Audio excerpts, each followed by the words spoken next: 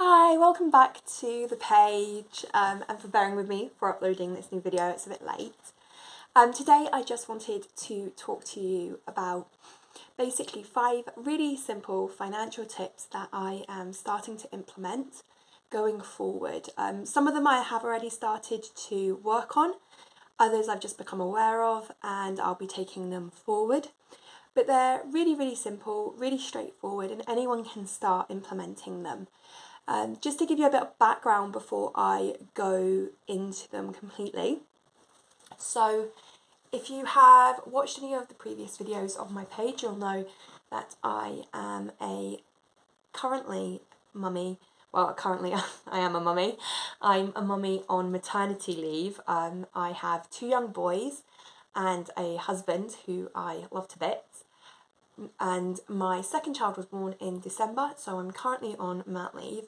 I've been going through a bit of a mental health journey, and really I've started to implement and change my lifestyle to really give me a bit more peace of mind and to help with my anxiety and a bit of a mental health detox, if you will. Just really gaining the lifestyle and the life that I've kind of always wanted for myself, but I've never really went out to achieve. I've always been a bit scared. So in regards to our finances, we have really one main financial goal at the moment, and that is to rebuild our emergency fund. So for anyone who doesn't know what an emergency fund is, it's basically a bit of a buffer fund. It's money that you have put away in an account that you can easily access in case there is an emergency. So for example, your boiler breaks down or your car breaks down and you suddenly need £800-900, you can go into that fund, get it. You're not having to borrow on your credit card, therefore, it's easy access. It's not in like interest accounts or anything like that. It's just money that's there. So it helps prevent you going back into debt, and it gives you a bit of peace of mind when there's a rainy day funds, buffer funds, emergency funds, you'll hear it under all this, but it's basically a pot of money, which means that if circumstances change really suddenly, you have funds there. Usually what people do is they will have it reach a certain amount. So for example, if all your expenses equal £1,000 a month, for simplicity's sakes, people maybe save £6,000, and then that means if they lost their job, they got 6 months worth of expenses they can pay out, and they've then got that buffer of 6 months to find a new job, which they usually will. So we were basically during my pregnancy kind of putting money aside and saving money and putting it aside sort of as an emergency fund.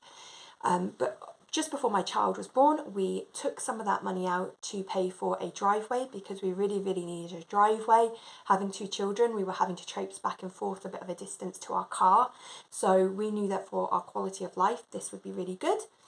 And then after my second child was born, we basically used the remainder of it to pay for our last loan that we had, which was my student loan. It was our last debt that we had of about £3,000.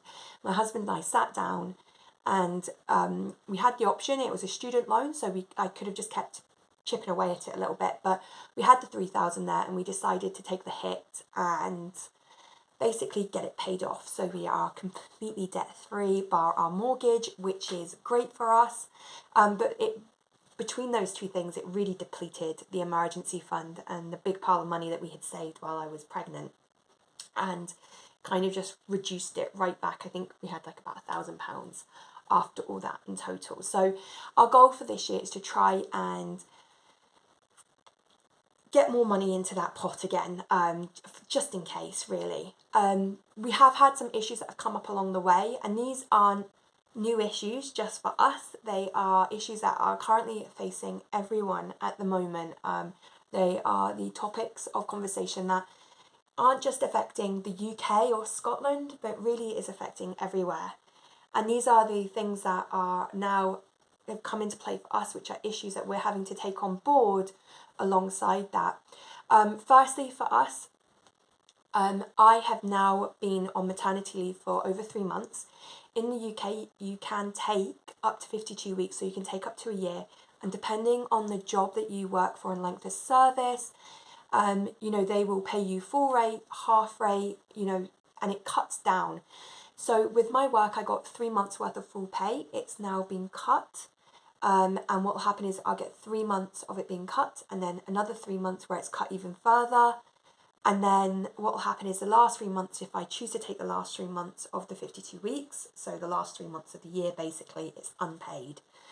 So we have the issue of the fact that this year, going into this year now, we are now on a reducing income, just predominantly my husband's, especially now that my wages have taken their first set of cuts. Secondly, which is massive, is that as of April in the new financial year in the UK, our energy is about to hike by over 50%. Now again, energy is affecting everyone at the moment. As I say, in the UK, it's taking effect as of April, and it will go up by at least 54%. And then in October, it's set to go up by another 40%, they're saying. Energy increase has gone, all over the world has gone up, and will continue to. So wherever you're coming from, it might be implemented at certain times. It might already be affecting you now. But yeah, we are hitting an energy crisis. So energy is going up. Finally, you know, well, again, increase of living. That has gone up for us. Probably by easily about between 20 and 50p per item. I don't have the statistics behind it, but that's what I've been seeing, you know. And that means that basic things like pasta, rice, bulk items like that even, you know, they've only gone up from maybe like 30 or 40p to 70 or 80 pence. But again, you see that impact, you know, and it's lucky if you don't, but we will be seeing it and we'll be affected by it like many other people. And then finally, the last issue that we're facing, which might actually be maybe a bit more personal to us, but again, I'm sure is facing a lot of families, is our nursery for our oldest son is hiking its prices. So in the UK and Scotland, when a child turns 3, they're allowed basically 2.5 days of free nursery childcare funded by the government. My child is 2 at the moment, so that means any nursery that he goes into, we have to pay for. We don't get any government funding or any assistance in regards to that, except for we don't have to pay 20% tax, so we kind of save that a little bit. Again, because of the demand for nursery places, my child is in a private nursery, not like a council-funded nursery. So that means that his nursery place is a little bit more expensive than a council nursery. And we're noticing that because after COVID now, you know, it's been 2 years, and again, with all the costs going up, they have costs going up as well. So they've now increased their pricing.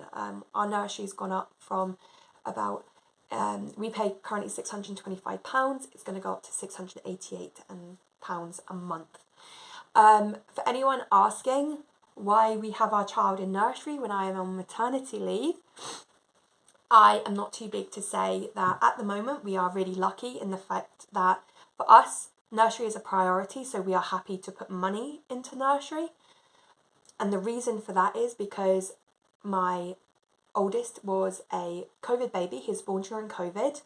You know, he's been at nursery for about a year now and he loves it. The social interaction he gets away from the house, he gets to interact with new people, both adults and children. He loves nursery. He gets so much joy from it and he has developed and grown so much.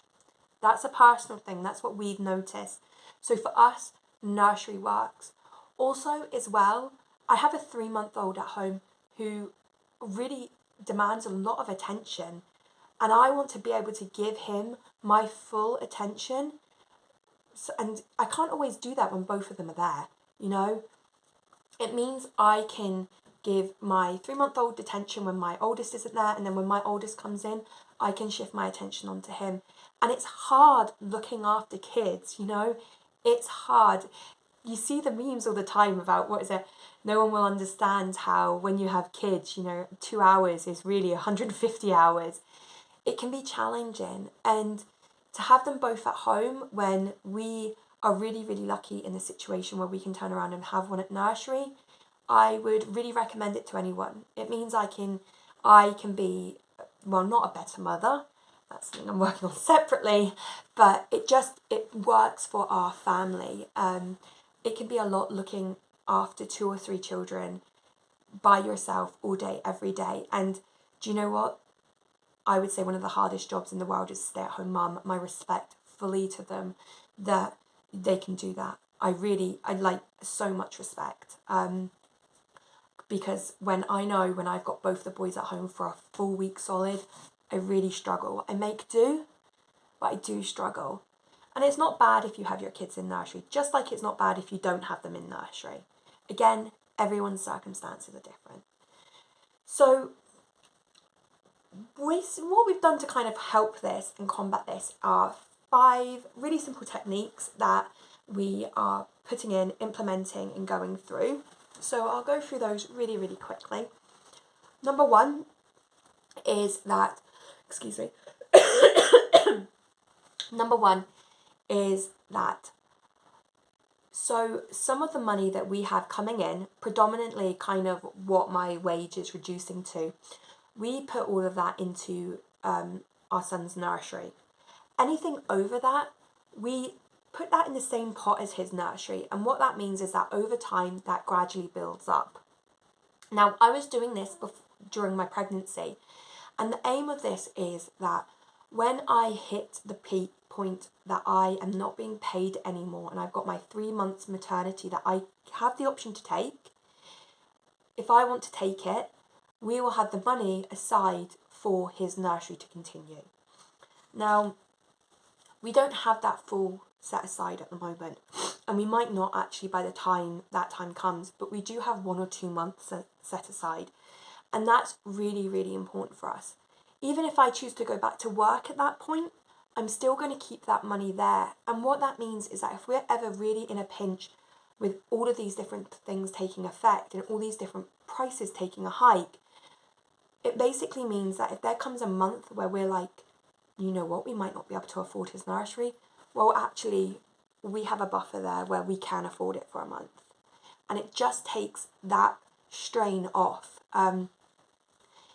To have him coming in and out of nursery continuously, depending on whether or not we can afford it, is not fair for our child. It's also really hard as well, maybe to put him back into nursery and to go through all of that again. So if we've got that money there, it just takes that pressure off, right, where's the nursery money coming from? Because I completely appreciate that. That is a little bit of a luxury that we have. It's an important one for us, but when push comes to shove of essentials, that is a luxury that we have. But that's something that we've done. And if you are a working parent and your child is in nursery, I would recommend, especially if it's a private nursery, I would recommend trying to put a little bit of that money aside each month, just so that there's a little bit of a buffer there, so that when months do get hard, you can go into that instead of your emergency fund as well. Also as well, if you are UK, well, Scotland based anyway, I'm not entirely sure about England, but remember, you get 20% tax back. You just go onto the government gateway and do that. So make sure you are using that. So that's the first thing that we've implemented. The second thing that we've done is I have been working on my mental health over the last few months. And one thing that has really come to the forefront of that is my triggers for spending money. Now, this was something that I had never really given much thought to before. If I ever needed anything, I would go and get it, and that was it. If it was a bigger item that cost a lot more, I'd maybe think of it in a few days, and then I would go and get it, or I wouldn't. But what I'm really looking into now is my triggers for potential spending, or what I call misspending as well.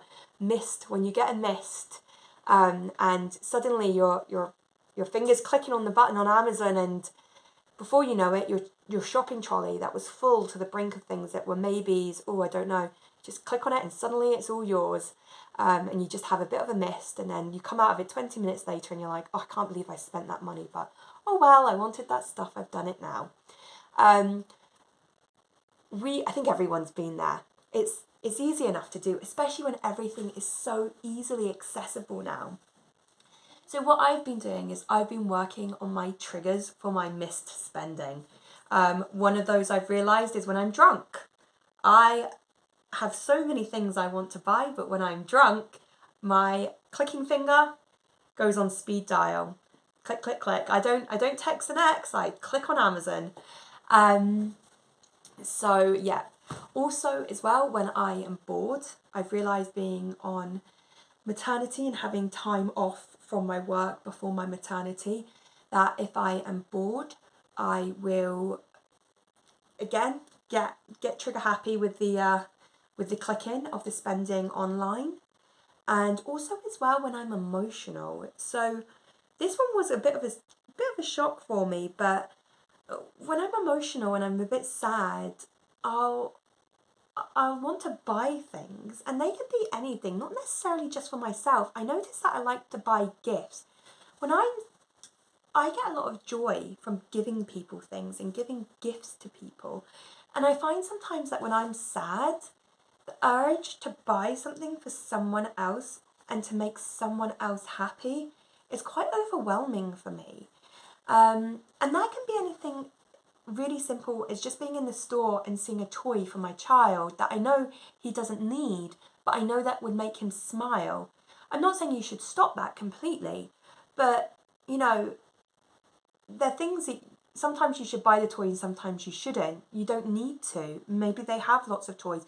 After Christmas and New Year, they've just been giving a whole set of toys. And this was quite an eye-opener to me. Yeah, when I like to buy things for people, I don't really know why. It's not usually when I've upset them. Like I say, it might be that I'm feeling a bit down and I get joy from giving to other people. So maybe it's me trying to make myself happy again, and then that tied in with boredom is just like a horrible combination. And yeah, before you know it, and then a couple of glasses of wine, and really you have the trifecta of Amazon spending. So it's maybe just something to start thinking about as well, especially in the next few months, after your bills and all that are paid and you do have a little bit left over, maybe try and put that money somewhere else, or have a specific amount that you're just like, right, that's my impulse spending money.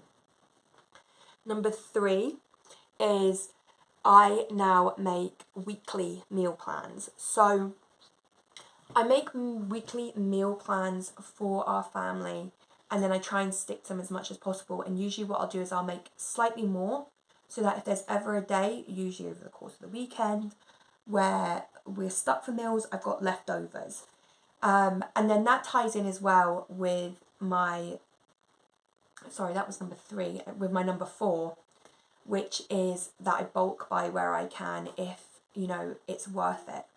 And again, bulk buying means that, I've got things in my pantry, I've got things in my cupboard, so that if I'm ever stuck for things that I need, I can go and buy them. But yeah, meal planning is a big thing. If you know what you're going to get for your meals ahead, and you go into the supermarket knowing that, you just stick to that list. It stops, again, a lot of the impulse buying, a lot of, oh, that would be nice, random buying, random jars, and then you're like, why did I get that? And really, any video that you watch, anything that you see where it talks about saving money and being more conscious with your finances, meal planning and bulk buying will usually go hand in hand and will come up. So yeah, I try and bulk buy if it's buy one get one free. I also am really big for bulk buying things like lentils, beans, and I'll use these then instead of meats, which are a bit more expensive, but they go a long way, a lot further, and they store really well too. So I'll make cottage pies and stuff like that with lentils and stuff instead of meat. Usually, like I say, make a bit too much. That'll then go towards lunches and also maybe dinners if we are ever stuck for a night. I tend to plan my meals Monday to Friday, and then the weekend I have it more as a kind of a looser affair, and it can be leftovers, or if we are having takeout, maybe a takeout, or in what usually happens, randomly miscellaneous, let's go out for dinner, or let's go and see family and we eat there, or we've been out with the kids and we've eaten a big lunch, so we don't want dinner, so we pick, I free up the weekends that way. And I do my big shop on a Sunday, so I kind of find that keeps that really straightforward, simple. It means you know what you want, you're coming in, you're not impulse buying, and you're keeping everything together. You just get your meal that you've written down, get it done.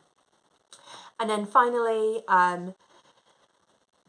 number 5, which is what I have started to do, and that is starting the journey of growing my own food, foraging and canning. I have planted my tomatoes for this year. I'm going to plant some potatoes. I'm going to try onions. I'm not entirely sure about onions because I've heard that in really rainy seasons they can get really soggy, but I'm going to give onions a try. So, and carrots as well. So that I'm going for sturdy root vegetables predominantly. But we eat a lot of those things. So if I can grow those things, then that will save me in regards to purchasing them all the time. It will also mean if I grow an abundance of them, I can store and freeze them for winter months when they're not growing. I've started foraging and looking into foraging. I want to forage berries this summer, this year. Make my own preserves, jams, again, just to help me over into winter as well. And then these are all things that will start to mean that I don't have to go out and buy them, and will lower our food bill a bit more as well. Startup costs, there are obviously startup costs to those. I found that most of my startup costs, I got the brunt of it last year, because last year was the first year I grew tomatoes.